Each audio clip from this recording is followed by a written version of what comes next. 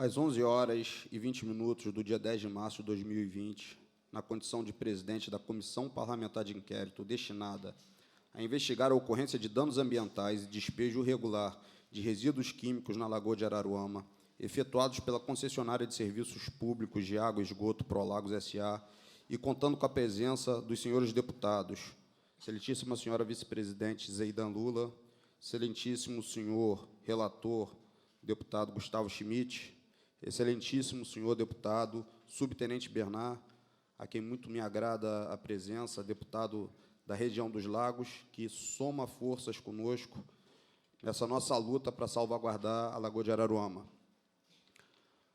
Dou por abertos os trabalhos da reunião, segunda reunião ordinária, contando com a presença dos convocados, senhor Luiz Eduardo Troisi, presidente da Genersa, senhor Sérgio Braga, presidente da Prolagos. Gostaria de agradecer a presença dos convidados, excelentíssimo senhor doutor Peter Samerson, procurador-geral do município de Barra Grande, que representa aqui a pessoa do prefeito Vantuil, excelentíssimo senhor vereador de Cabo Frio, Wagner Azevedo Simão, Vaguinho, excelentíssimo senhor vereador de Búzios, Josué Pereira. Queria agradecer a presença de cada um dos senhores. Antes de iniciar os trabalhos, gostaria de informar que recebi nessa data petição técnica do excelentíssimo senhor presidente da Prolagos, em que, dentre outras coisas, ele informa que teria solicitado cópia dos autos da CPI por 3 momentos e, ao final, faz um requerimento. Requer de forma expressa, através de seus advogados firmatários, seja garantido, primeiro, o exercício do direito constitucional à ampla defesa, mais especificamente, segundo, o direito ao silêncio em relação a fatos indiciários de crimes ambientais. Terceiro, o direito de não prestar compromisso. Quarto, o direito de estar acompanhado de advogado durante o depoimento. E, quinto, a requalificação do seu status jurídico de testemunha para investigado. Para que não haja, em hipótese alguma, nenhuma arguição de nulidade dos trabalhos da CPI, enquanto presidente, estou deferindo os pedidos de Vossa Excelência. Ao final desta sessão, será fornecido cópia integral de todo o processo da CPI a Vossa Excelência, e, posteriormente, nós poderemos convocá-lo na qualidade de investigado, como solicitado em petição própria, e aí sim, para que Vossa Excelência possa responder baseado naquilo que foi posto dentro dos autos do processo dessa Comissão Parlamentar de Inquérito. Não obstante, gostaria de ouvi-lo na qualidade de convidado, aqui presente, podendo responder às perguntas ou não, querendo se manter em silêncio em razão da condição de investigado. Mas o bom é que nós tenhamos um trabalho profícuo aqui, essa CPI, presidente da Genersa, presidente da Prolagos. Apesar de estarmos num órgão político, ela objetiva 2 pontos específicos e principais pontos. Um é salvaguardarmos o despejo de esgoto na Lagoa de Araruama de uma maneira bem objetiva. O segundo ponto, minimizarmos o sofrimento da população consumidora no que se refere à cobrança da taxa mínima de água. Por fim, a depender da condução dos trabalhos da CPI, apontar responsabilidades por eventuais atos criminosos ou não. Então, senhor presidente, está deferido o pleito técnico de Vossa Excelência, visando simplesmente salvaguardar a continuidade deste trabalho, sem que qualquer pessoa possa arguir a nulidade desse procedimento de investigação. Antes de conceder a palavra aos deputados membros da CPI, eu farei algumas perguntas e breves explanações. Posteriormente, darei ampla palavra ao nosso deputado da região dos Lagos, subtenente Bernard, que eu agradeço novamente sua presença aqui, subtenente. Posteriormente, Vossa Excelência terá o tempo de fazer o uso da palavra, expor aquilo que queira e responder ou não aquilo que lhe for perguntado.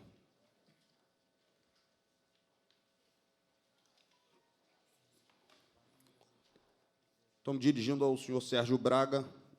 Há quanto tempo o senhor conhece a região dos lagos? Há quanto tempo o senhor conhece a região dos lagos? Como visitante desde a década de 80, que eu passo minhas férias aqui. Morava em Belo Horizonte.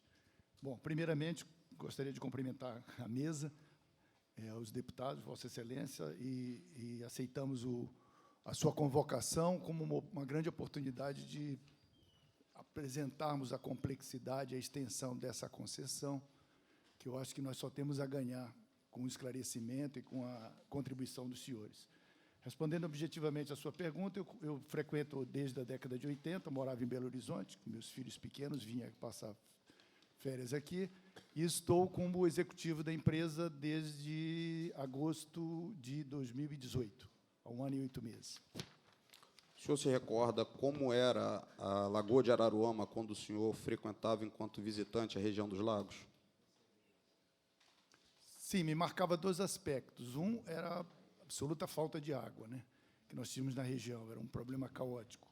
E a lagoa, na época, se eu não me engano, a população era de pouco mais de 200 mil habitantes, né? Nós temos hoje 420 mil residentes, e confesso que eu frequentava mais a praia, menos a lagoa, mas a lagoa, naquela ocasião, já tinha comprometimentos de esgoto in natura, tanto é que a empresa, quando iniciou o trabalho de concessão, a partir de 2004, quando foi feito um TAC que estabeleceu os investimentos necessários, nós tínhamos 0% de tratamento de esgoto na região dos lagos, 0%, até 2003.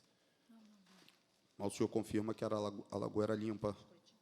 Não, se recorda? Eu estou lhe confirmando que nós tínhamos o esgoto in natura indo pela drenagem das cidades para a lagoa. A lagoa não tinha nenhuma interceptação e nenhum tratamento, não existia nenhuma estação de tratamento de esgoto na região. Sim, mas em relação à lagoa, o senhor pode responder se ela tinha água limpa ou não? O senhor se recorda? Não, eu não posso lhe dar essa afirmativa, eu não tenho elementos para isso. Aqui o senhor atribui o estado em que a lagoa se encontra hoje, senhor presidente.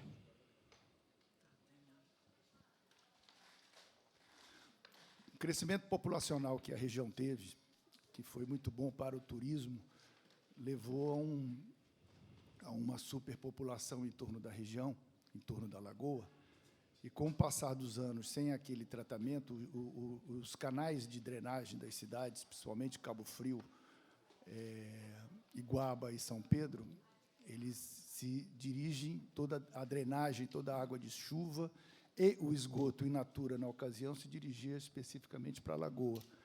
Isso gerou realmente um acúmulo de rejeitos ao longo do tempo, que tem sido o principal contribuinte para que a lagoa tenha no seu fundo uma proliferação de algas.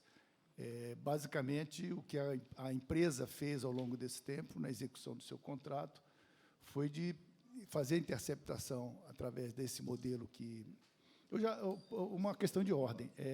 Pois não. As suas perguntas, eu posso fazer a explanação de uma maneira mais completa? Sim, sobre a se situação, de alguma forma senhor... entender que Vossa Excelência estaria saindo do objeto, eu interrompo Vossa Excelência. Pois não. Era bom a gente contextualizar, né, para poder entender.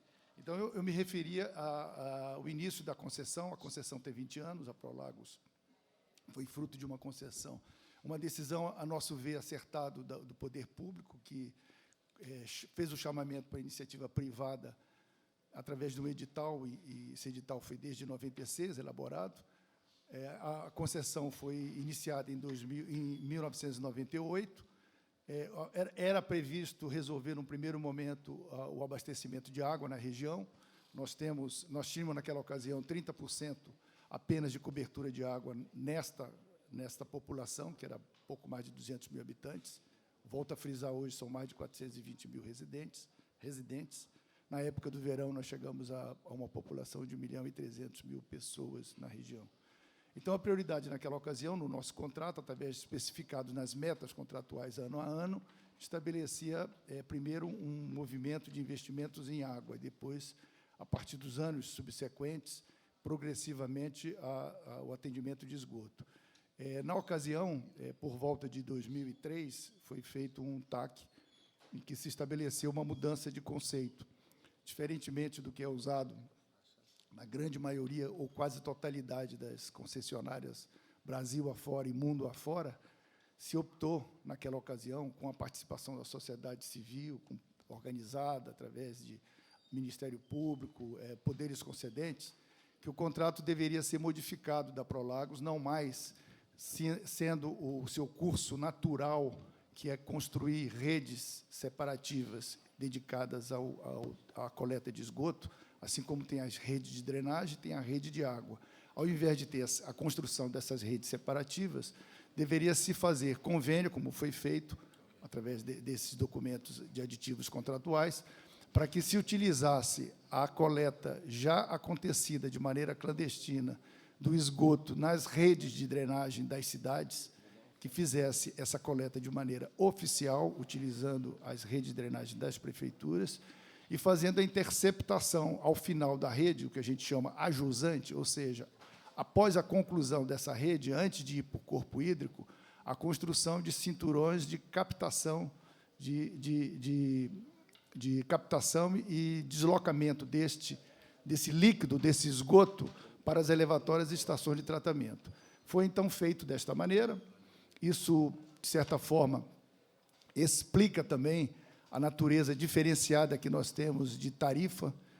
Na ocasião, nós tínhamos Senhor presidente, Pois não?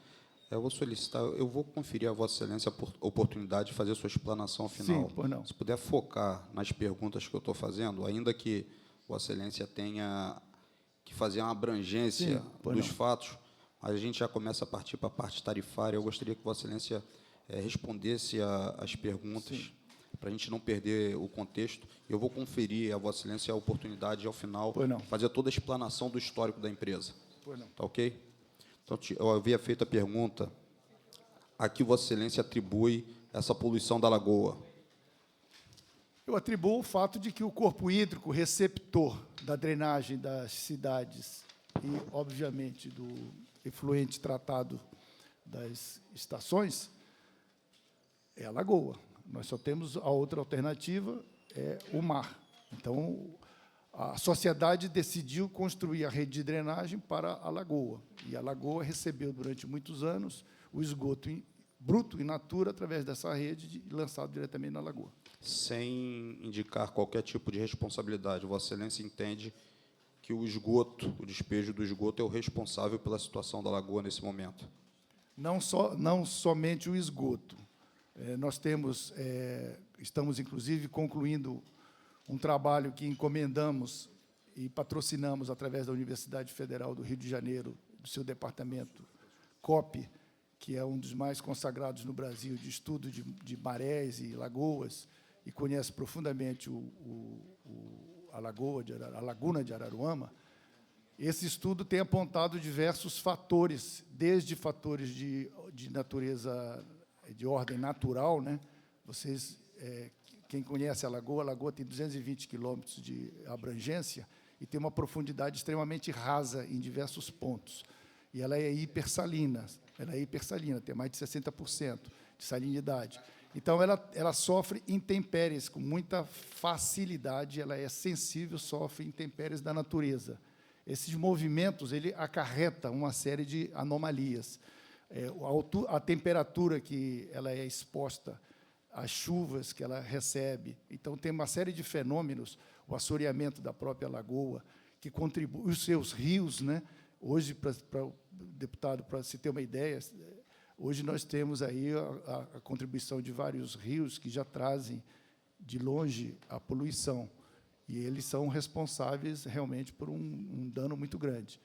Do ponto de vista de responsabilidade da concessão, nós temos uma meta contratual prevista para vigorar até 2023, de termos 80% da cobertura de esgoto na região da nossa concessão. 20% ainda não está coberto contratualmente e terá que ser estabelecido mecanismos para avançar de 80% para 90% a partir de 2023, que são os famosos cinturões a serem feitos ainda dentro do processo contratual regulatório, que vai permitir, pelo menos em mais, na nossa área de concessão, em mais 22 pontos, interceptar esse esgoto que corre, vamos dizer assim, a céu aberto, através a população que se localizou ao entorno de determinados valões ou córregos, despeja esse esgoto irregularmente, ao invés de ter a fossa-filtro, despeja esse esgoto nesses córregos, e ele vai para a lagoa, ele não está ainda interceptado.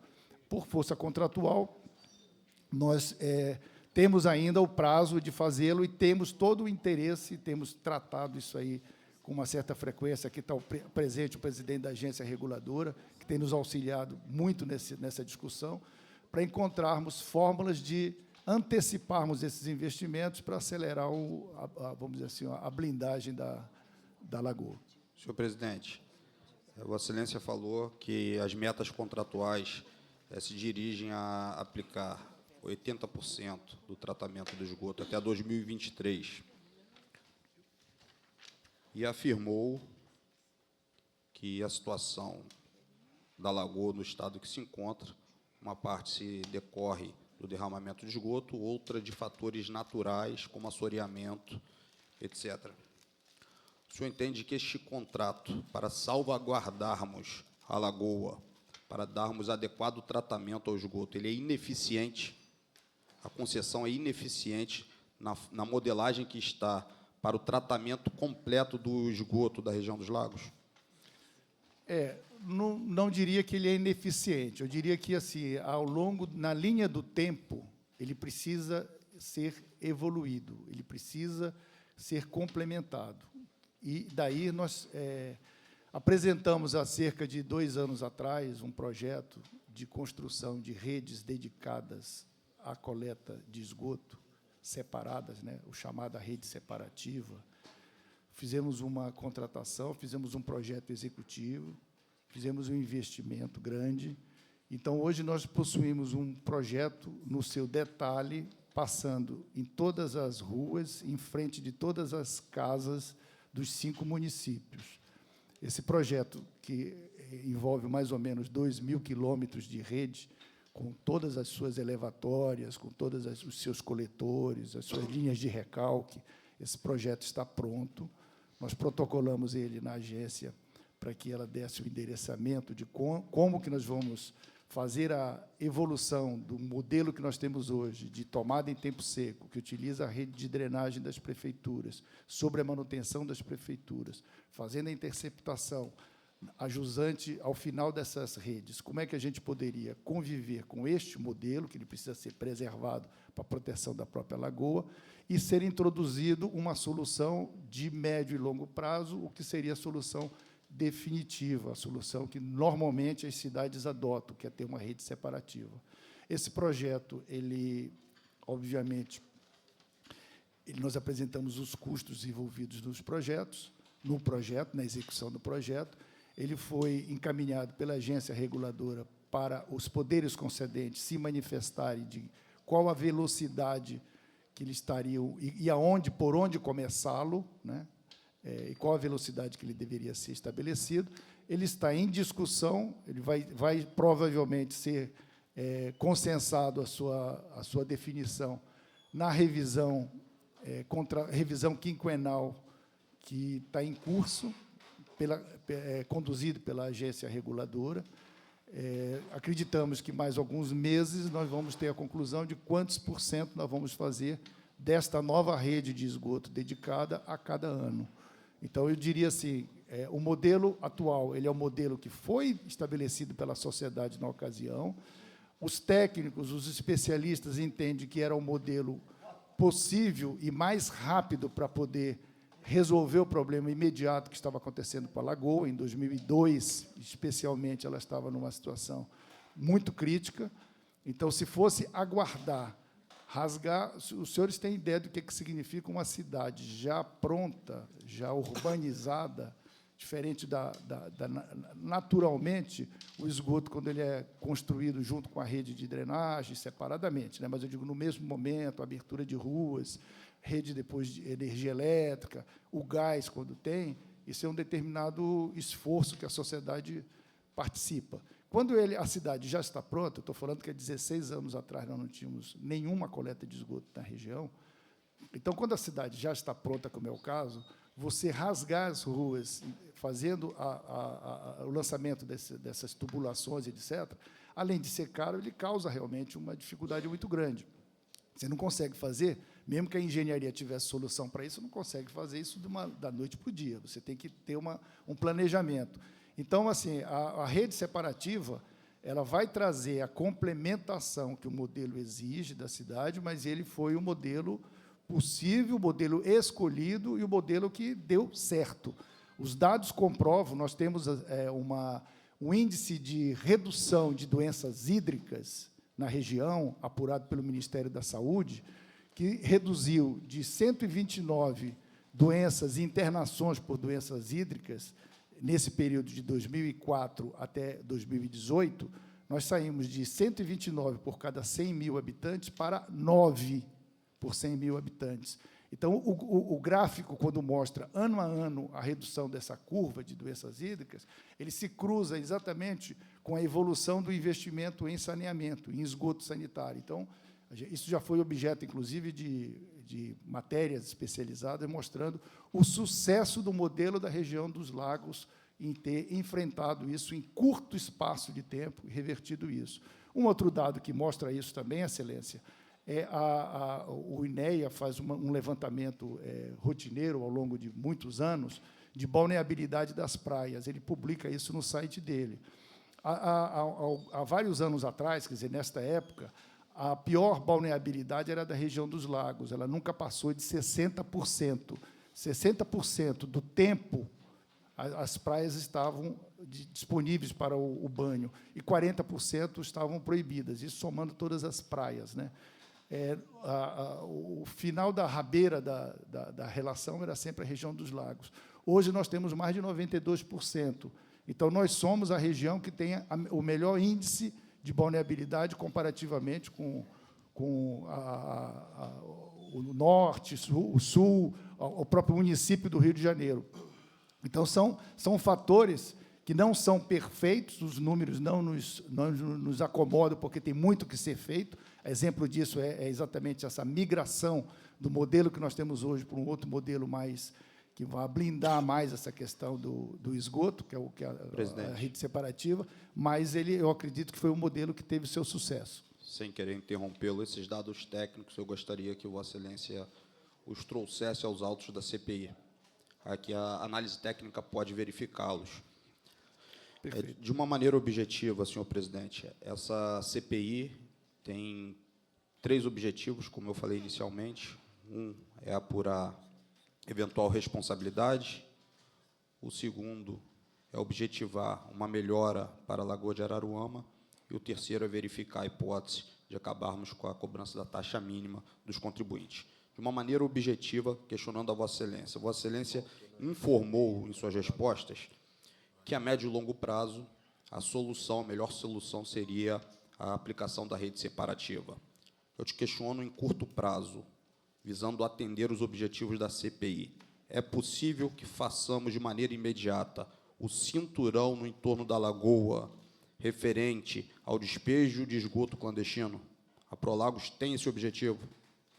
Respondendo afirmativamente, tem. Nós fizemos a contratação de projetos executivos para poder subsidiar a agência reguladora para uma decisão que esperamos que a gente consiga aí nos próximos meses, dos tais 22 pontos, frutos de uma identificação feita em conjunto com... São 54, salvo engano, senhor presidente. 54, ele atinge a toda a região. Na nossa concessão, nós temos 5 municípios e a outra empresa concessionária atua em volta da região em outros 3 municípios. Os 54 foram o conjunto. O que nos coube naquela ocasião da vistoria foram 27 pontos, dos quais nós já resolvemos e temos a pendência de 22. Pela gravidade do que foi identificado, alguns nós já executamos, que eram de execução mais objetiva, como foi o caso da ponta do Ambrósio e Convento, etc. Alguns outros exigem um projeto mais detalhado. Já havia sido encaminhado na agência, no início dos processos de revisão quinquenal, o planejamento de ser feito até 2023. Naquela ocasião, nós estávamos em 2019. Com esse pleito da sociedade de antecipar, nós pedimos já a confirmação do projeto executivo com seu orçamento e o seu tempo de execução, para estarmos protocolando junto à agência, de tal maneira que a gente consiga executá-la no menor prazo possível. Então, temos o interesse, sim, são 22 pontos de escoamento do esgoto in natura, que não é, diferentemente do que algumas pessoas equivocadamente colocam, não é a Prolagos que está lançando o esgoto. A Prolagos não lança o esgoto in natura. O esgoto é produzido pelas casas, pelas pessoas, e nós fazemos a coleta. Quando a urbanização, a quantidade de casas, elas estão num determinado córrego que não tenha nem rede de drenagem, nem nada, esse esgoto ele deveria ser tratado pela legislação em fossas filtro sumidouro. Se eles são lançados no córrego, no rio, ele vai em matéria bruta para a lagoa. Não é a fonte de geração da Prolagos, não é isso. É a sociedade que produz isso, e, no nosso contrato, pela sequência que foi estabelecida, nós iríamos agora, então, estarmos captando isso, e vamos fazê-lo da maneira mais rápida possível. Então, independente das metas contratuais, Vossa Excelência teria condições de se comprometer com essa CPI, num curto espaço de tempo, de realizar essa obra do cinturão destes pontos clandestinos de derramamento de esgoto? Eu não posso me comprometer, assim, a coisa não é... até, pessoalmente, eu gostaria de acelerar ao máximo, né? Mas nós temos um ordenamento jurídico muito bem feito.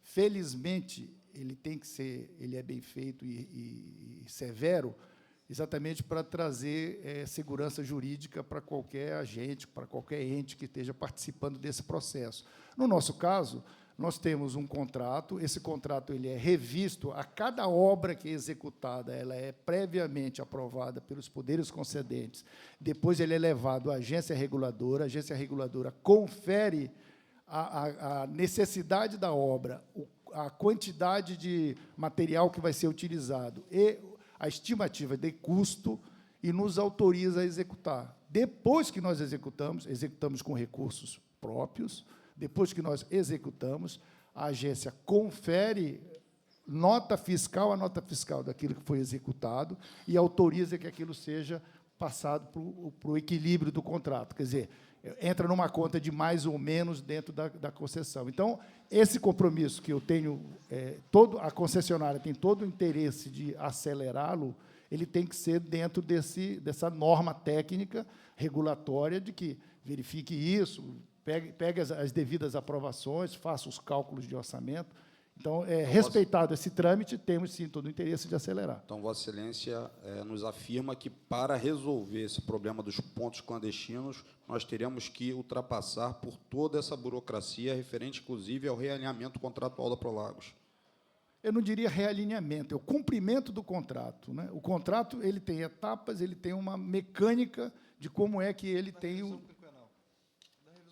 A revisão quinquenal, isso é importante para o conhecimento de todos, né?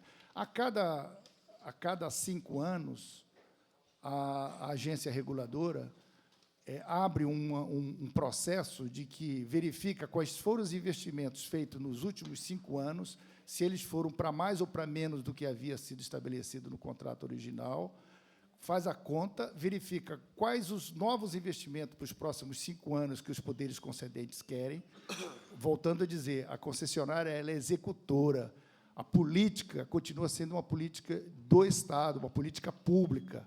Então, a concessionária recebe essa demanda dos poderes públicos, calcula e apresenta quais são as soluções técnicas e o custo disso. Aí a agência reguladora analisa, então, os 5 anos para trás, o que foi feito, analisa os 5 anos para frente, o que se quer se fazer, e se estabelece uma adequação ou não. Do contrato. Mas não é mudança do contrato, é o próprio cumprimento do contrato. Senhor presidente, de uma maneira objetiva, a Prolagos teria a intenção de atender o pleito da população no que se refere a extinguir a cobrança de taxa mínima da água? eu tenho que discorrer um pouquinho sobre o tema para poder fazer sentido a minha resposta, por favor. Pois não.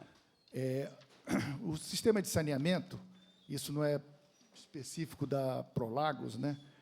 Ele tem uma necessidade de uma infraestrutura disponibilizada permanentemente para que o cidadão, quando ele fizer uso, ele abrir a torneira, você tem um cano passando na frente da casa dele, ligando na residência dele, e a água disponível. Então, ela tem que ter permanentemente um investimento disponível para isso.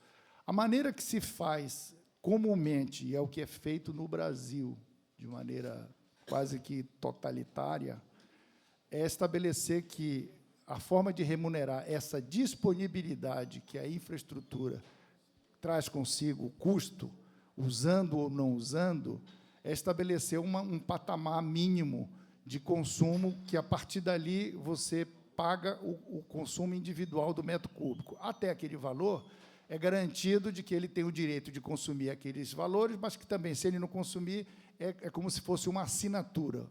Isso é muito comum em vários outros segmentos. Então, por exemplo, quando você pega a bandeirada de um táxi, para evitar que o sujeito entrasse no táxi, andasse 100 metros, descesse do táxi, pagasse 50 centavos, o outro pagasse R$2, se ele andasse 2 quarteirões, existe uma bandeira mínima do táxi. A partir dali, você cobra a quilometragem. A mesma coisa, o metrô, ele tem uma tarifa, que é várias estações, se o sujeito descer na primeira estação ou na segunda, ele tem uma tarifa cheia. A mesma coisa a TV a cabo, quando vende um pacote, se você tem 50 canais e usou só 2 ou 3, ela te disponibilizou aquilo, ela teve um custo para fazer isso.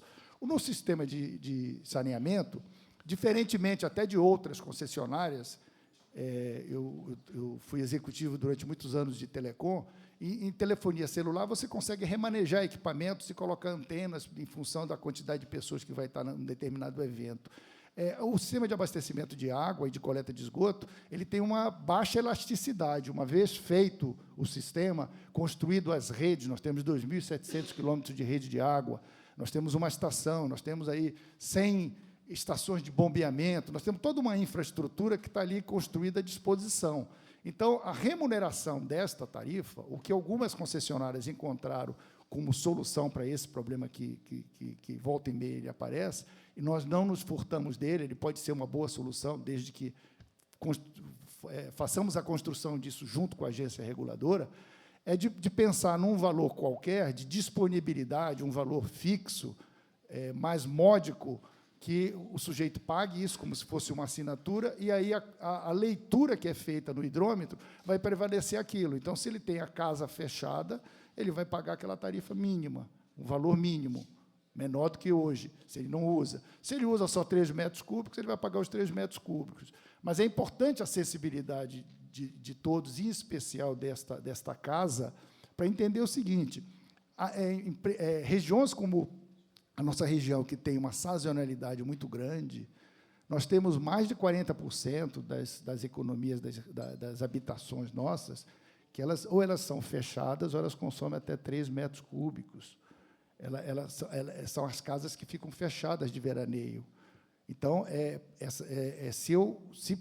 se nós, desatentamente, eliminarmos a cobrança da tarifa mínima e passarmos a cobrar o metro cúbico direto daquilo que é consumido, sem nenhum tipo de assinatura, o metro cúbico teria que ser inflacionado a um valor que seria punitivo para o residente. Não é justo que o residente, nós estamos falando de 420 mil pessoas residentes numa região que tem uma sazonalidade que chega a 1.300.000 pessoas. O nosso contrato, ele prevê que, além de eu atender os 420 mil habitantes, eu tenho que ter estrutura, prontidão para atender 70% a mais.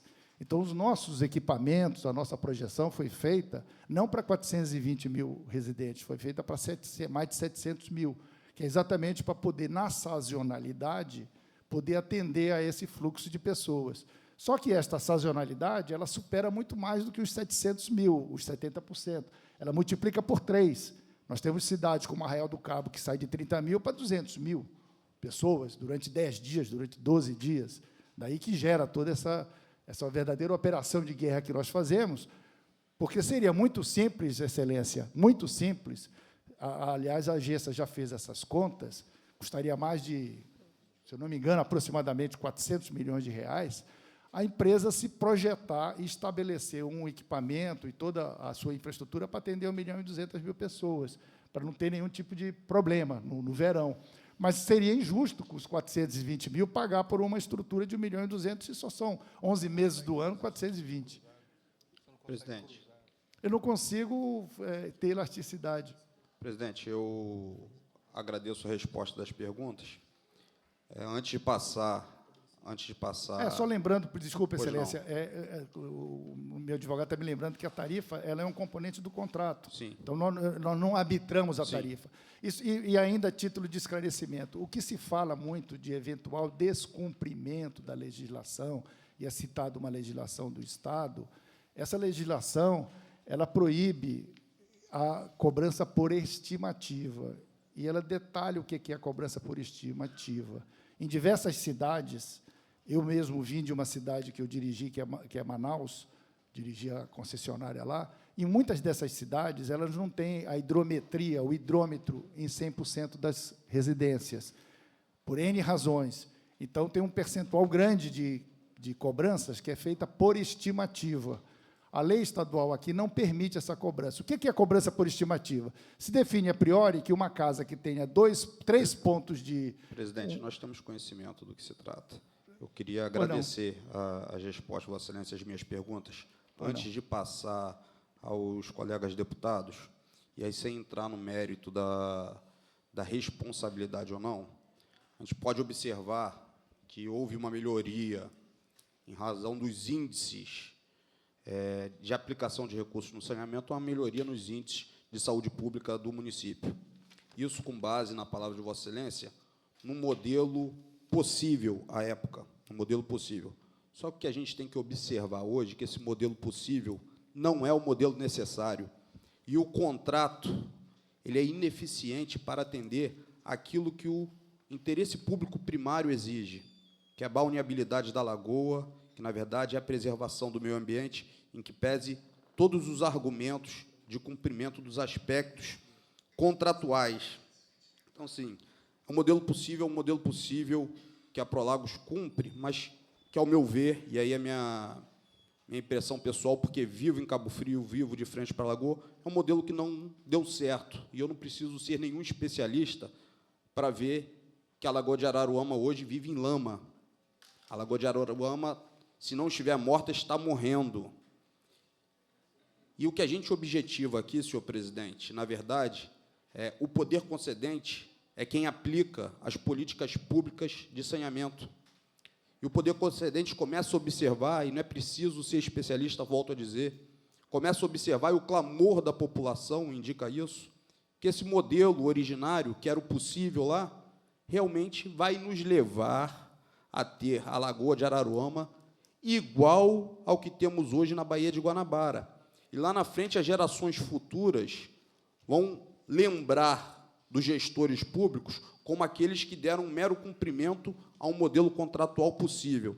Então, antes de passar a palavra aos demais deputados, eu gostaria que Vossa Excelência refletisse para as próximas reuniões e audiências públicas na possibilidade de, independentemente do contrato que existe, porque a empresa concessionária tem um lucro absurdo às custas da população de Cabo Frio, teve sua relevância na evolução do sistema de saneamento, teve sua relevância, mas hoje não é suficientemente adequado para aquilo que a população precisa. Então, gostaria que Vossa Excelência pensasse, juntamente com o grupo econômico, na possibilidade de apresentação de uma proposta de solução imediata para o despejo de esgoto clandestino que existe, os pontos que já estão identificados, e uma avaliação sobre a taxa mínima que é cobrada do consumidor. Objetivando o quê? Não a análise contratual, objetivando o interesse do poder concedente, que não pode ser diferente, dissociado do interesse da população da região dos lagos.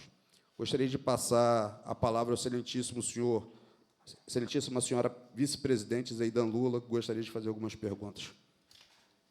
Bom dia. Quero, a princípio, agradecer a presença de todos, parabenizar aqui o nosso presidente, doutor Serginho, pelo encaminhamento dessa CPI, que se faz emergencial, não é? Esse trabalho que Vossa Excelência implementou aqui na Casa, para uma das regiões mais belas. Eu sou vice-presidente da Comissão de Turismo, mas para um assunto emergencial que a gente precisa acabar, no final do relatório dessa CPI, com resoluções de fato para uma das regiões mais belas do Estado do Rio de Janeiro, se não do Brasil. Precisamos, né, como colocou Vossa Excelência aqui, fazer com que nossas lagoas na região sobrevivam, já que estão, na verdade, morrendo. E é um crime ambiental muito grande.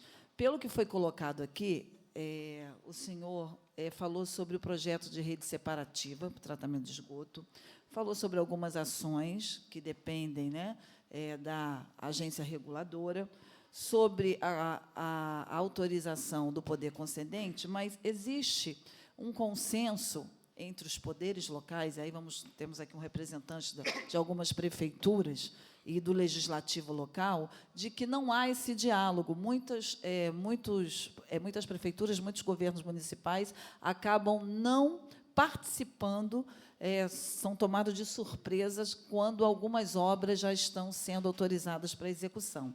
Então, eu gostaria de perguntar como é que é definido esse cronograma de obras, se a empresa ela busca esse diálogo, se a gente pode melhorar essa relação com o poder local de cada município, dos 5 municípios onde a Prolagos atua. Então, essa seria uma pergunta. A outra é sobre a questão das fortes chuvas. O senhor falou aí sobre o período de balneabilidade das praias, 60%, 40% é proibido. Da lagoa, né, a gente precisa ter esses dados referentes à lagoa.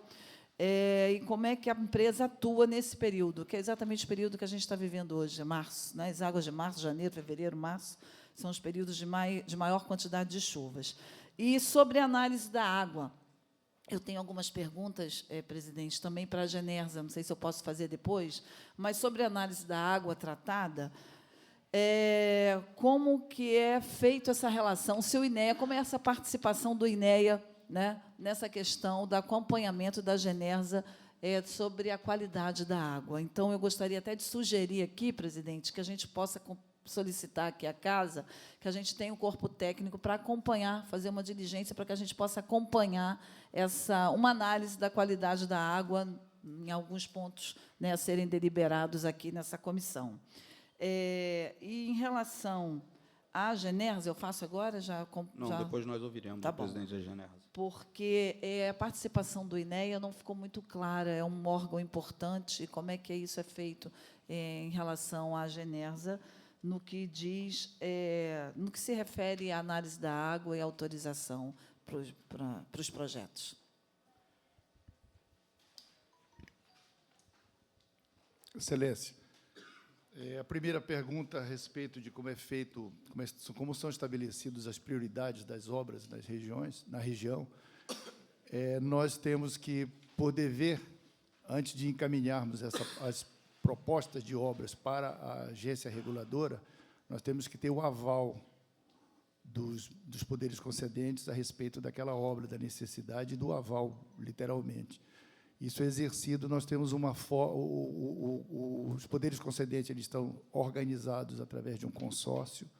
Esse consórcio tem todo um ritual específico e ele representa, com a participação dos 5 prefeitos, ele representa o canal de comunicação com a Prolagos a respeito das suas prioridades. Depois, aquilo é chancelado junto à agência reguladora e passa-se, então, aquilo que eu discorri da execução, do acompanhamento por parte da agência, verificar se está dentro do conforme, né? Eu não tenho, e não poderia ser diferente, nós não temos autonomia para executar algo a nosso prazer, desconectado da autorização prévia do poder concedente e da chancela da agência reguladora. Então, o consórcio acompanha esse cronograma de obras.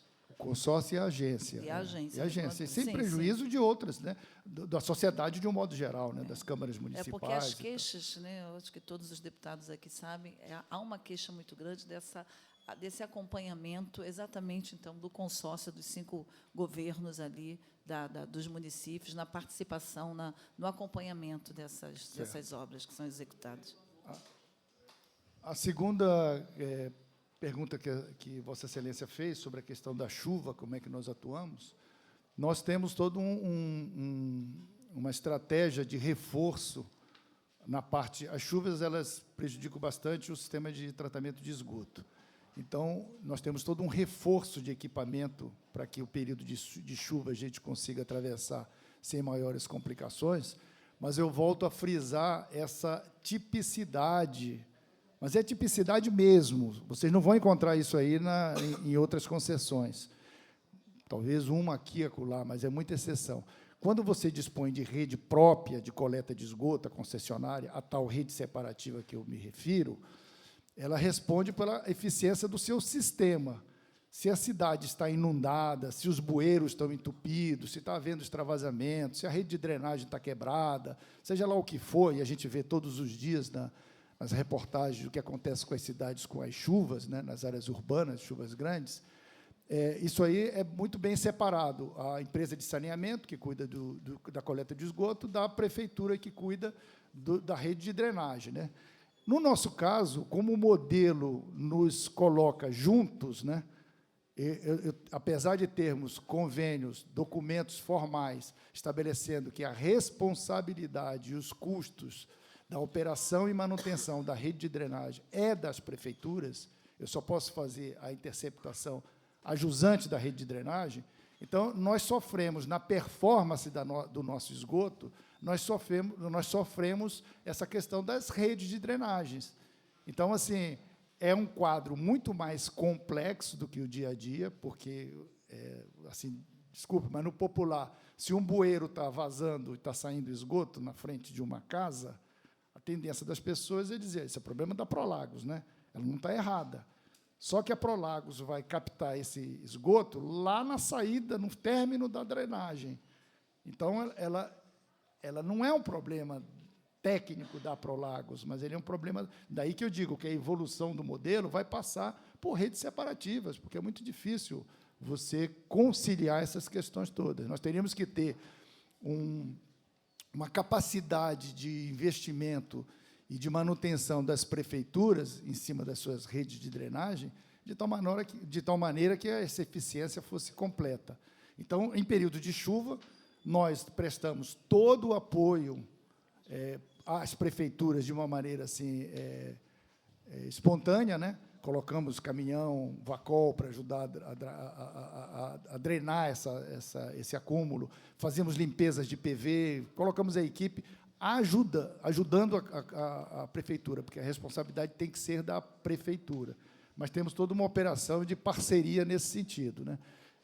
Com relação à última questão da sua pergunta, em relação à análise da água, realmente, eu, como executor, a empresa, como operadora, ela não pode ser a responsável legal pela chancela da qualidade da água. Nós temos que ter obrigação, nós temos de ter o monitoramento, mas quem tem que dar a palavra tem que ser um órgão independente da própria concessão.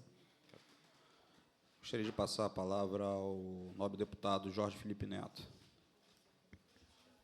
O relator não deseja se manifestar antes, não? Ele me pediu para falar após Vossa Excelência. Então, maravilha. Presidente, aliás, quero primeiro lhe elogiar, presidente dessa sessão, demais deputados. Vossa Excelência tem sido um grande defensor da região dos lagos. Ao criar essa CPI, deu um passo muito importante para que toda a região no entorno da Laguna de Araruama, especialmente o município de Araruama, que eu tenho um grande apreço, sei que Vossa Excelência é de Cabo Frio, volte a ser o que um dia já foi em termos de esplendor, em termos de captação turística, em termos de modelo bem-sucedido. Isso passa pela evidente balneabilidade da Laguna de Araruama. De fato, a questão do saneamento é um dos problemas, né? O outro, Vossa Excelência já bem encaminhou, com relação à dragagem, que eu acho que, para mim, seria o principal principal problema da laguna, mas isso não é objeto aqui da CPI. Então, objetivamente, presidente, a gente vê, presidente Sérgio, uma grande mobilização, que, aliás, nunca ocorreu, de diversas prefeituras, câmaras de vereadores. Aliás, saúdo aqui não só o representante, o companheiro causídico do município de Iguaba, doutor Peter, mas também a todos os vereadores presentes, vereador, faço questão de saudá-los nominalmente, Josué Pereira, Wagner Azevedo Simão e José Vitor Coutinho da Costa, em torno da questão da Prolagos, diversas secretarias de meio ambiente, câmaras de vereadores. O senhor não acha que esse diálogo está meio prejudicado? Eu acho que está faltando zelo à comunidade local. Não precisariam vir até essa casa para obter as respostas que estão obtendo hoje. E esse movimento cresceu muito por conta justamente da questão da dragagem da laguna. Agora, com isso superado, parece que o governo do Estado vai fazer essa obra, essa mobilização se mantém justamente pela questão das obras necessárias no entorno da laguna. Então, a primeira pergunta que eu faço é como melhorar esse diálogo, acho que inclusive com a Genersa. Sendo bem objetivo, se puder responder em 1, 2, 3 minutos. Excelência, o diálogo sempre pode ser aprimorado e a gente tem a humildade de entender que ele tem o que crescer, né? O que nós estamos procurando pautar na nossa gestão é ter um trabalho o mais científico possível, né? Porque, por todas essas peculiaridades que eu relatei aqui, da sensibilidade que a lagoa tem, a rede de drenagem serem dirigidas à lagoa, os intempéries vamos dizer assim, da natureza, uma série de coisas que acontecem, é muito natural, e eu acho isso aí positivo, que a sociedade não tem obrigação de entender tecnicamente. Então, você passa na frente da lagoa, está lindo, um paraíso. Aí, no dia seguinte, está a água turva. Que diabo é isso, né? O processo é o mesmo de tratamento, mas o que está acontecendo? Então, esses movimentos, eles chamam a sociedade a um certo achismo, no ponto de vista assim, acho que deveria fazer isso, deveria fazer aquilo, poderíamos dragar aqui, poderíamos abrir mais um canal. Então, o que nos coube fazer, e nós o fizemos realmente com todo esse espírito que que Vossa Excelência está nos desafiando, nós contratamos o que havia de melhor. E não contratei uma assessoria, nós contratamos a Universidade Federal do Rio de Janeiro, que, juntamente com a Universidade Federal Fluminense, os dois fizeram uma parceria, fizemos um convênio, investimos durante um ano inteiro, o ano todo de 2019 foi de trabalhos em campo, em que as duas universidades, coordenada pelo COP, fez uma coisa que nunca foi feita na Lagoa. Foram feitas as medições simultâneas em diversos pontos da lagoa pelos professores para verificar profundidade, batimetria, movimento das marés, qualidade da água, todos os seus nutrientes, e se criou um baseline, que se criou assim, uma fotografia digital, através dos equipamentos da COP, do como é que é a lagoa, no seu estado, no inverno e no verão. E aí nós fizemos uma encomenda, Excelência, para construir cenários de intervenção matemático, sem precisar gastar dinheiro público, fazendo tentativa de acerto e erro.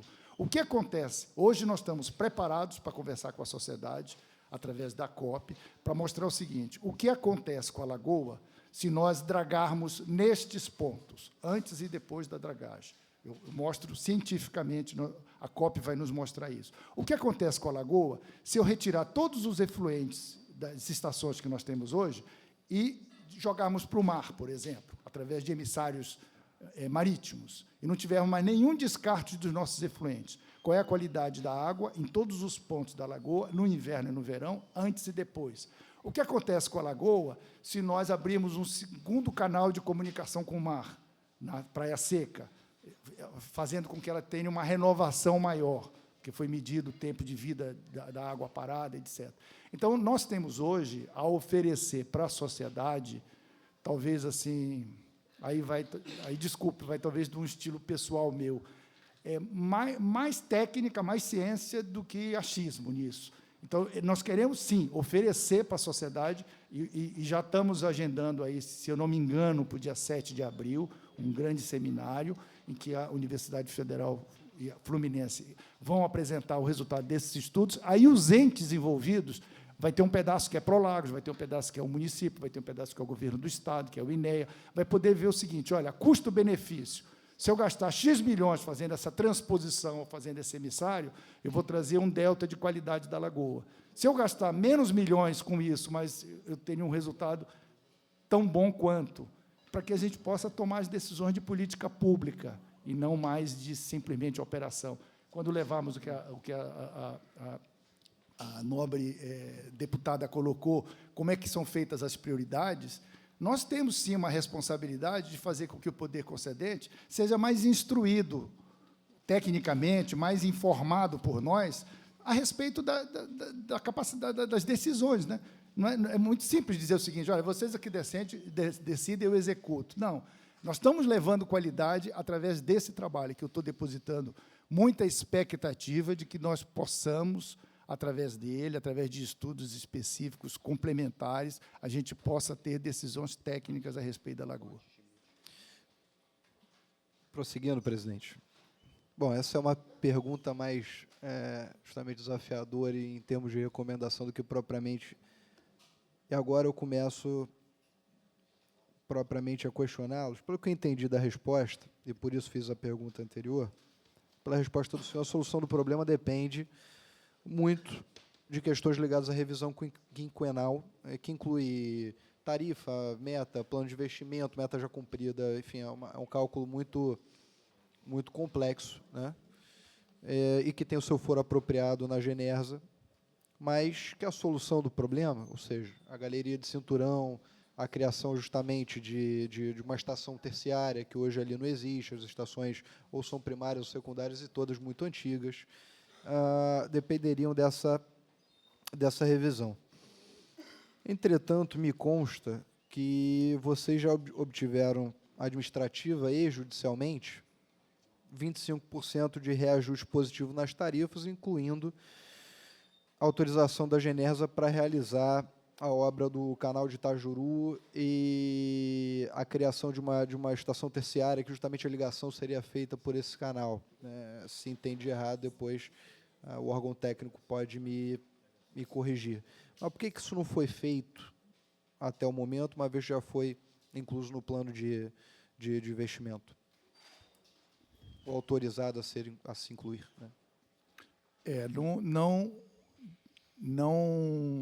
Nós não possuímos ainda as aprovações necessárias para executar nenhuma obra que não tenha sido realizada. A obra que não foi realizada ainda, e eu já citei algumas, nós temos alternativas dos cinturões, eles foram apontados administrativamente. Logo que eu cheguei em agosto de 2018, Excelência, eu tive a oportunidade de apresentar numa audiência pública em São Pedro a proposta dos poderes concedentes para o próximo ciclo. Nós estávamos em 2018, falando em ciclo de 2019 e 2023, em que a gente apresentava uma proposta balizada pelos poderes concedentes de completar os cinturões numa regra de 20% a cada ano. Então, nós teríamos, durante 5 anos, de 2019 a 2023, a execução desses pontos que faltava de captação. Apresentamos apenas administrativamente para uma decisão com valores estimados. Esse processo ele teve que ser paralisado por N razões, depois ele está sendo retomado agora, e, enquanto isso, nós tivemos a oportunidade, uma vez que o assunto voltou com muita fervura a respeito disso, nós saímos na frente, fizemos investimentos próprios e contratamos os projetos executivos para cada um desses temas. Eu tive a oportunidade de estar na agência com o Conselho, recentemente, convocado pelo presidente Luíde, e me comprometi, pedi um prazo agora até 30 de abril, para que a gente apresentasse, que é quando eu vou ter os projetos concluídos, os custos necessários, a complexidade da obra, para poder dizer, obra 1 dá para fazer em 10 meses, obra 2 dá para fazer em 2 meses, obra 3 tem que ser feita em 1 ano e 6 meses, obra 4, eu preciso de licença ambiental, assim, assim, assado. Então, esse raio-x de obra a obra, nós devemos estar formalizando a agência até 30 de abril, para que se tome uma decisão dentro do do bojo da revisão quinquenal. É exatamente a ressalva que eu estou fazendo. Essas são medidas específicas. As outras medidas, o senhor falou, por exemplo, da terciária. Nós só Arraial do Cabo e Cabo Frio, Arraial do Cabo e Monte Alto e Cabo Frio não tem estação terciária, as outras têm estação terciária.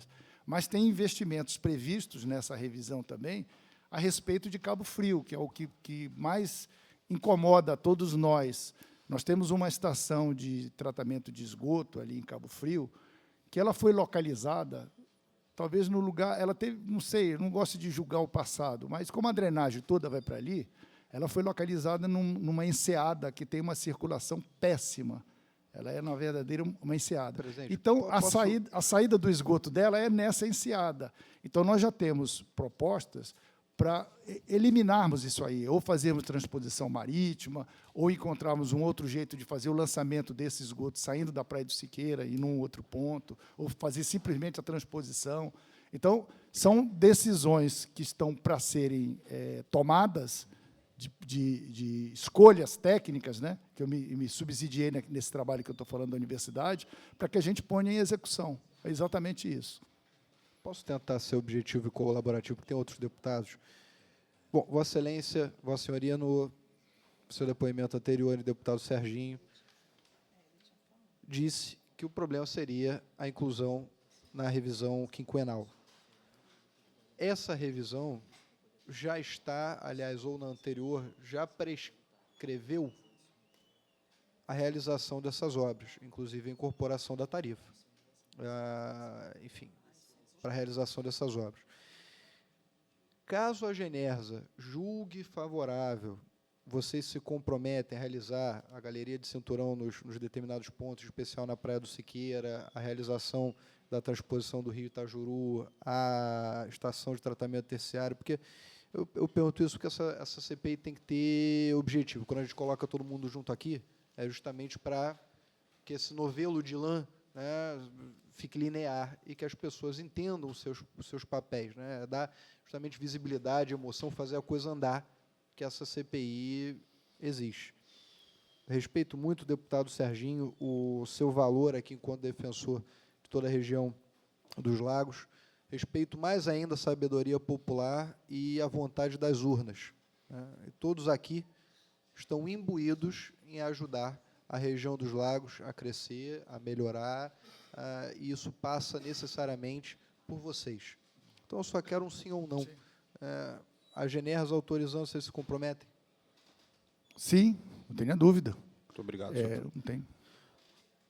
Vou passar a palavra ao deputado subtenente Bernard, só chamando o feito à ordem aqui com a aquiescência dos demais deputados, nós teríamos horário de até 12h30 para terminarmos essa sessão por força de outros agendamentos. Então, passo a palavra ao subtenente Bernard, e se os deputados aqui concordarem, a gente redesigna a oitiva do presidente da Genersa para outra data. Pode ser? Então, com a palavra o subtenente Bernard. Boa tarde, Serginho. As minhas perguntas são simples, que é pergunta. Até agora, o senhor falou bem tecnicamente, agora vamos para a pergunta popular, que é que o povo quer saber, e por isso eu fui votado por ele. Primeiro, o senhor costuma cumprir lei? O senhor costuma cumprir as leis? É uma pergunta objetiva. É objeto da CPI. Onde eu vou chegar É porque ele deve estar desenvolvendo um raciocínio e quer chegar. O presidente tem a condição de não responder. Sim ou não? O senhor costuma respeitar a lei? Sim. Então, por que o senhor não respeita a lei estadual 82.035, de 10/12/2008, que proíbe, está aqui a lei, nós estamos também na Justiça, na quinta vara da Fazenda, para que faça, que obrigue o senhor a cumprir a lei, que é não cobrar por estimativa e consumo mínimo. Por quê? Essa estimativa, o senhor acabou de falar. Se o senhor vai numa casa que não tem um hidrômetro, o senhor pode calcular, lógico, a pessoa, essa casa é assim, ali é assim, uma estimativa. Mas se tem o hidrômetro, Para que o hidrômetro o senhor vai cobrar por estimativa? Por exemplo, o cara pode gastar 10 metros cúbicos, ele gasta 3, ele paga os 10. É o único lugar que o cidadão não é aplaudido por ter economizado, é na Prolagos.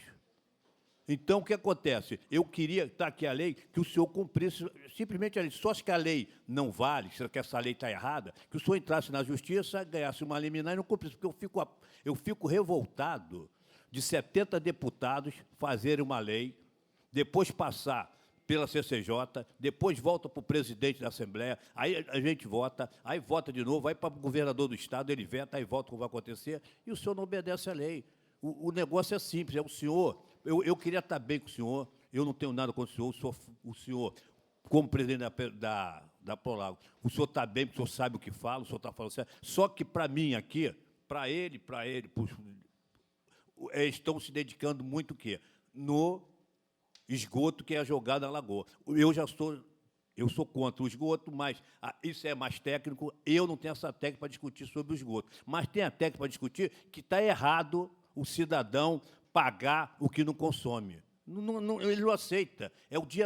Não tem condições do cidadão pagar. O senhor fala, que a Prolagos se não cobra. Pô, mas o senhor tem que ficar satisfeito. Se o senhor tem 400, se em Cabo Frio tem 200 casas, 50 casas, o cara fecha o registro dele, fica um ano fora. Quando volta, ele tem que pagar R$ 1.200, R$ 100 por mês por não ter gastado. O senhor acha isso justo? Então, é que eu pedi ao senhor, se o senhor pudesse, pelo menos, que o senhor cumprisse a lei. E a outra coisa é aqui, ó. Perguntar ao senhor. O senhor, a Prolago, trata efetivamente da totalidade de volume de esgoto nos municípios que estão sob sua competência? Segundo, a empresa, neste município, exige ou não pagamento da taxa da respectiva? A taxa respectiva. Então, aonde que o senhor, por exemplo, trata efetivamente, a Prolago trata totalidade de volume de esgoto. E quais são os locais aqui da região lá que o senhor trata do esgoto da Prolago e vem em conta? E outra coisa, nós temos aqui também a outra lei nossa, Subtenente, que é... vou pedir para eles responderem as duas primeiras perguntas. Primeira, Excelência, a questão tarifária já foi respondida anteriormente, né? Não há necessidade de retrabalho em cima questão disso. de ordem, a questão presidente. da taxa mínima, ele perguntou expressamente sobre a lei estadual que veda a cobrança da taxa por Eu estimativa gostaria taxa de mínima. voltar. Não, Eu questão de voltar ordem, à antes, questão. presidente. Pois não. Isso também tem que ser em oitiva própria com a Genersa, cujos processos regulatórios estão tratando dessa questão da tarifa de disponibilidade, do final da tarifa de consumação mínima, né? Que é o que você falou, presidente, tem um custo para a água estar pressurizada, tratada, passando na sua porta e tal, e esses cálculos estão cabendo à Genersa, uma vez que a SEDAI está fazendo o piloto dessa adequação à lei, só para deixar isso esclarecido. Vou pedir para a Assembleia não se manifestar. Posso? Pode. Bom, deputado, excelência, nós já tivemos no passado, já conversamos, inclusive, na audiência de Arraial do Cabo, o senhor está lembrado, né? A questão é exatamente... E eu tive a oportunidade de responder um ofício ao senhor e ao Ministério Público, e aos PROCONs todas, esclarecendo essa questão desta lei estadual. Não há descumprimento da lei, porque a lei trata de não cobrar por pontos de consumo, o chamado não hidrômetro. O que o senhor está colocando, e eu entendo perfeitamente, o senhor está fazendo uma analogia do tipo seguinte, olha, mas é como se fosse a mesma coisa. Você está pegando aqueles clientes que têm menos de 10 metros cúbicos e está obrigando a pagar uma tarifa mínima. São coisas... Eu entendi o seu objetivo, já coloquei ao presidente no início, a Prolagos está inteiramente alinhada nessa busca de alternativas, junto com a Genersa, para se encontrar um outro modelo, de tal maneira que a gente estimula, inclusive, a economia que o senhor coloca. Se o sujeito só consome 3 metros cúbicos, ele pague os 3 metros cúbicos. Se ele viajou, a casa está fechada. Isso. Nós precisamos encontrar, como disse o deputado, excelência, né, o deputado Jorge Felipe, nós precisamos encontrar um mecanismo, e não somos só nós, todas as concessionárias têm que buscar isso aí. Nós temos um exemplo nosso praticado já em Campo Grande, o nosso grupo tem a concessão em em Mato Grosso do Sul, em que foi feito exatamente Mas, presidente, um a modelo lei... nesse sentido. Só O um senhor está com a lei aí, né? A lei, o senhor deve ter visto o número da lei, mas o senhor não leu a lei. O artigo 2, ele fala o seguinte: a empresa concessionária, fornecedora de água, luz, gás, só poderão efetuar cálculos para fins de contas aos consumidores através da leitura do hidrômetro. Então, a lei é bem clara. Não, Ela fala que o senhor não pode cobrar nada que o cara não usou, não passou pelo hidrômetro.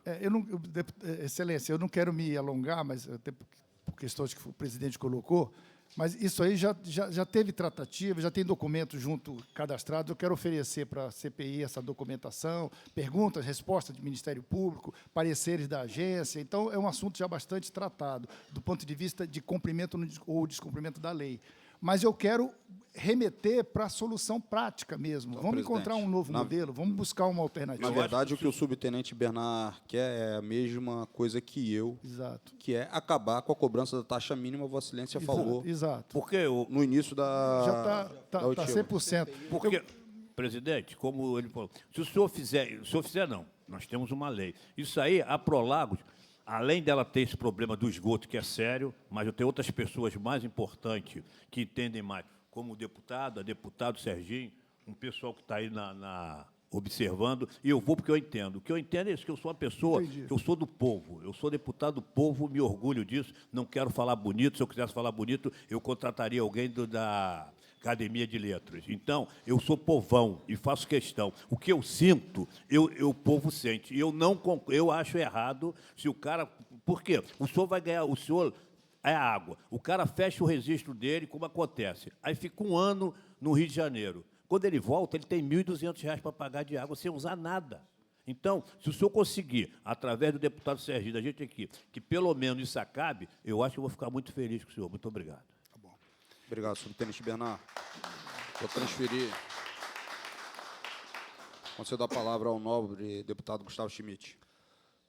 Bom dia a todos. Obrigado, presidente. Vamos tentar ser sucinto pelo horário avançado. Colocar, na verdade, queria, na figura do senhor, cumprimentar todos os meus colegas, cumprimentar também na figura do presidente Sérgio Braga, toda a equipe da Prolagos, sociedade civil, presidente da Genersa, meu amigo doutor Luíde. E no meu discurso de hoje eu vou colocar um pouquinho o dedo na ferida e, de fato, falar dos problemas que a gente sabe que estão acontecendo na região dos lagos. O senhor, presidente, mora lá, o subtenente Bernardo também. E nós estamos aqui, como bem disse meu colega Jorge Felipe Neto, para, de fato, colocar propostas e equacionar esse novelo de lã de forma retilínea, como bem disse o deputado Jorge Felipe Neto.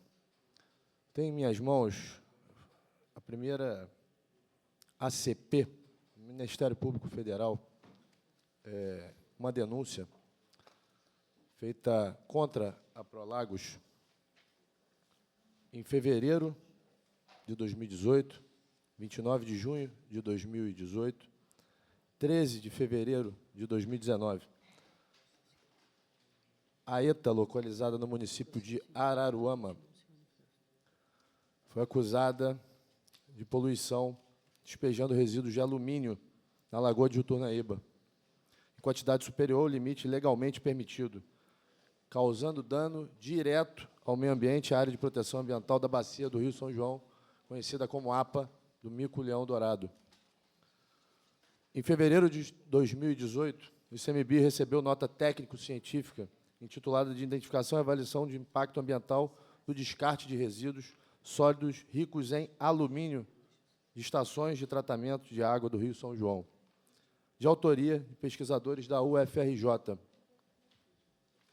dando conta de que as maiores concentrações de alumínio estavam próximas às áreas de rejeito das estações de tratamento de água. Os pesquisadores foram categóricos ao concluir que as concessionárias seriam as responsáveis pela contaminação da água, possibilitando o desenvolvimento de doenças como câncer e Alzheimer, senhor presidente. foram realizadas 2 coletas por parte do ICMBio, na ETA da Prolagos, na Lagoa de Jutunaíba, em fevereiro e junho de 2018, no despejo de 2 canos da ETA que lançavam água escura. O material foi encaminhado, novamente, ao Instituto de Biofísica da UFRJ, que concluiu que a Prolagos despejou teores de alumínio superiores ao permitido, mas não só foram superiores, foram 190 vezes o valor permitido. Um verdadeiro absurdo. Foi, então, realizada uma reunião na Procuradoria da República em São Pedro da Aldeia, no dia 12 de março de 2019, na qual representantes da Prolagos, ICMBio e INEA estavam presentes, e ficou acertada a nova diligência à específica ETA, por parte do ICMBio e INEA, para tratar da tubulação, das 2 tubulações que não constavam, no projeto inicial de licenciamento ambiental.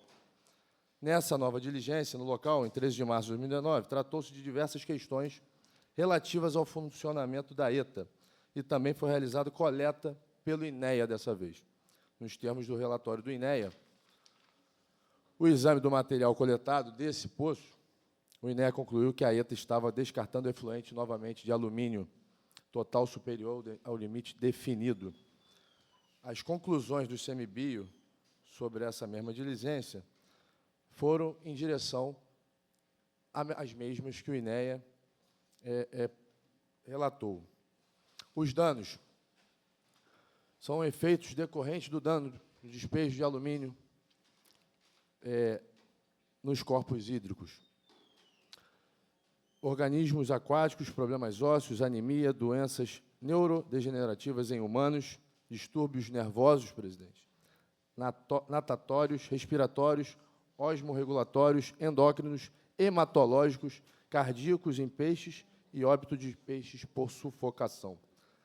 Essa infração, lembrando a todos, ocorreu dentro de uma zona de proteção do reservatório de Jutunaíba, interior da APA, Mico-Leão Dourado, prejudicando os objetivos, presidente Luiz, atrelados a essa área de fato, que são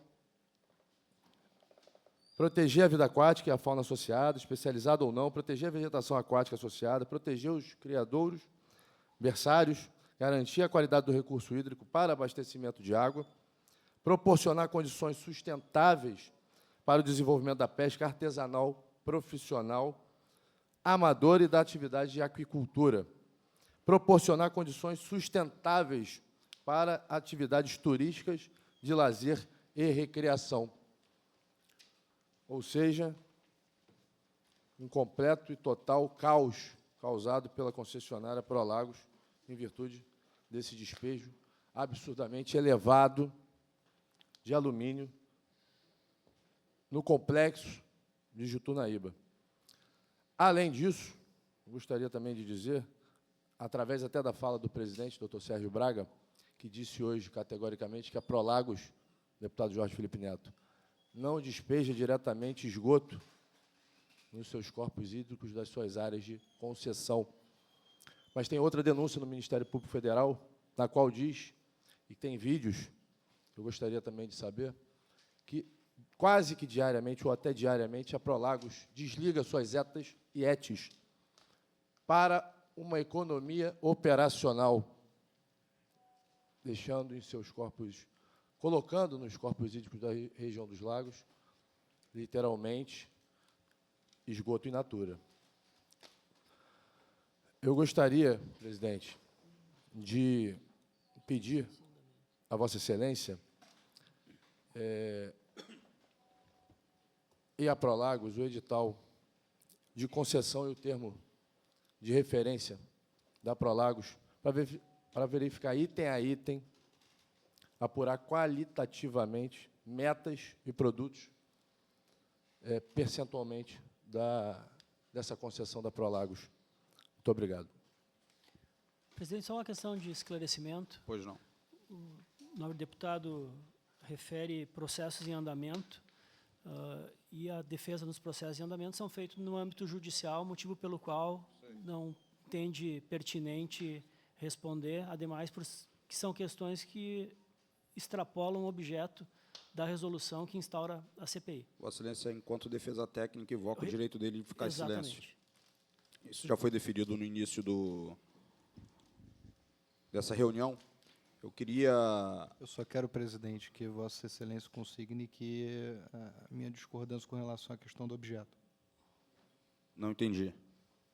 Faz parte do objeto, é evidente que faz parte do objeto dessa CPI,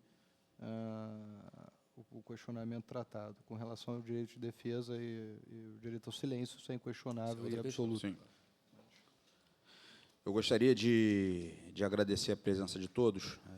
Já avançamos a hora que a gente tinha para fechar a reunião de hoje. Queria pedir minhas escusas ao representante de Guaba, de Búzios e Cabo Frio, pela impossibilidade do tempo permitir que a gente permita a vocês fazer o uso da palavra. Queria agradecer a presença do presidente da Prolagos, presidente da Genersa, pedindo as minhas escusas por não haver tempo de ouvir Vossa Excelência. Nós designaremos nova data, comunicaremos a Vossa Excelência. Não sem antes terminar, senhor presidente, reavivando aquilo que eu tive a oportunidade de falar a Vossa Excelência.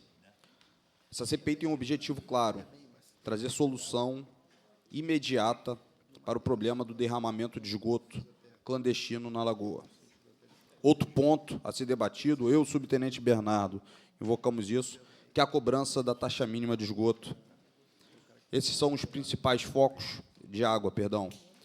Gostaria que Vossa Excelência pensasse com o grupo e trouxesse uma proposta de solução, porque nós vamos a fundo na CPI, doa quem doer, até alcançarmos objetivos de um modelo que era o próprio naquele momento, o possível naquele momento, mas que hoje a gente entende que não é o necessário para os interesses públicos.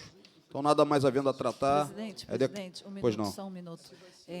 Gostaria de solicitar, né, se o Vossa Excelência achar conveniente, que os representantes dos governos municipais, das prefeituras, dos municípios aqui, oficialmente, né, representando os governos, que tragam na próxima audiência, né, que se sintam convidados, obviamente, mas que tragam as perguntas por escrito, para que possam constar aqui na CPI os questionamentos dos governos municipais. Está deferida o questionamento e, na oportunidade, eles mesmos poderão fazer os questionamentos. Agradeço a presença de todos. Nada mais havendo, dou por encerrada essa reunião.